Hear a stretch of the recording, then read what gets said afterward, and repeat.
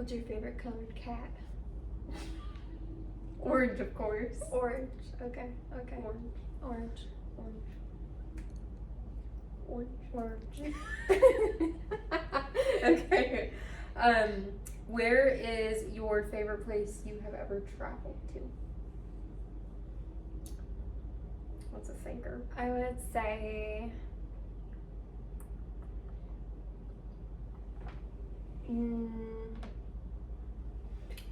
California. What'd you do in California?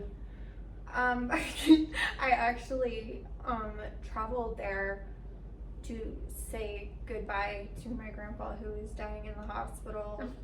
But I just remember how beautiful it was. Like the trees were amazing. They were amazing. Like I remember driving through and they were just the tallest trees I've ever seen in my life, and they were so big around. They were huge, and I just remember thinking that was so beautiful. And I was 10, but I remember that so well. It was really pretty. Wonderful. Yeah. What is your what is the scariest movie that scared you the most at any point in your life? Like scared you the most? Okay, the ones that have left lasting impacts are recent movies I have watched. One of them was The Ritual. I knew you were gonna say that one. Where these 4 guys go into the woods to they're doing like a memorial hike, like in honor of their friend that had passed on due to some unfortunate circumstances. But anyway, so these 4 men ended up in the forest. Then they were greeted after some time had passed and some spooky stuff by this moose demigod, which that, I don't know why, but now every single time I go camping, I'm like, for sure, that little crack in the woods, that's the moose demigod coming after me. So that movie. And then the other one is the In the Tall Grass movie, the one that's inspired by the Stephen King novel. Gosh. When I watched that a couple years ago, I, like 2 days later, went to a corn maze and attempted to do that. And I don't know if I have ever had my heart beat so fast in my life. And that still scares me whenever I look at tall grass and corn mazes. Yeah. Yeah, for sure. I have a little bit of input. I remember, so first of all, the first one is like, I think it's so scary because it seems like something that could actually happen. The Ritual Yeah. one? Yeah. Like, it feels like something that could actually happen. Like, it's terrifying because of that fact, you know?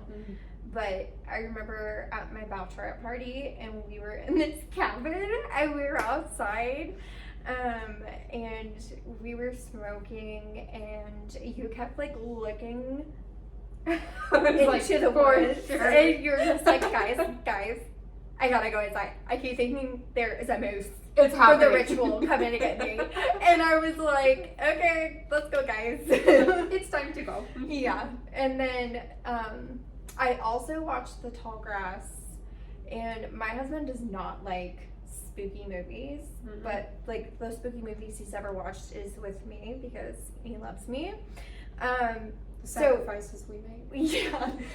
So I think it was our 5th year anniversary of just being together. We went to a corn maze that was like in the middle of nowhere. Yeah, that's where mine was. In the absence of everything else. Yeah, and it really, like, at some point, like, I really got creeped out, and I just felt like my skin was crawling. And then we went home and watched that movie, and I was so, like, internally messed with. It hits personally. It hits home. Yeah. Real hard. Yeah. Okay. Not a fan.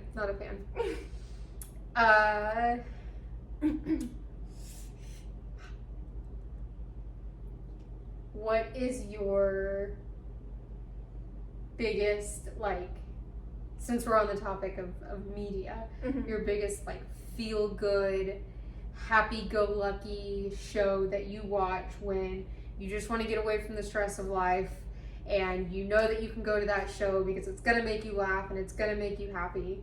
What is that for you? I don't know. I feel like it's okay. I have like a movie and a show. Okay. So a show is absolutely ridiculous. It's Glee.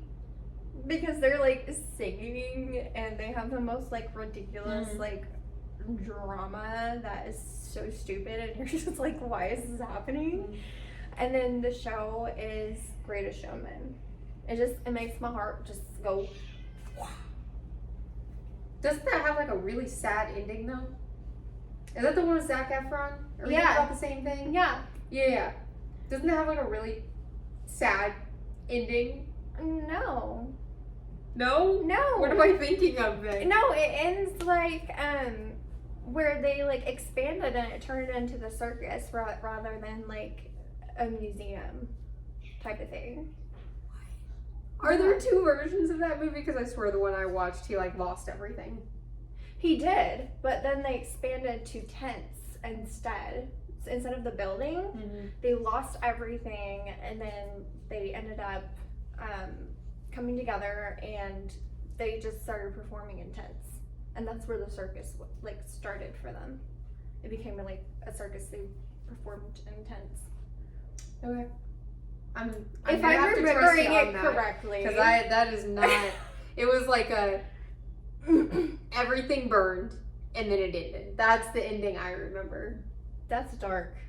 Exactly. That's why I was like, why is that your feel good? That's dark. No, like everything burned, and all of the like employees, like the acts, were getting like attacked, you know, pretty much.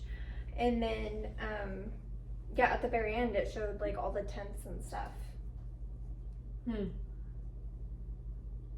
Okay, well, that's how I remember. I think I'm gonna have to rewatch that movie. That's what I've learned from this, is that I don't remember that correctly. All right. Okay. Well. Sorry. I don't know. I mean, that was dark. That was dark. Yeah. I would.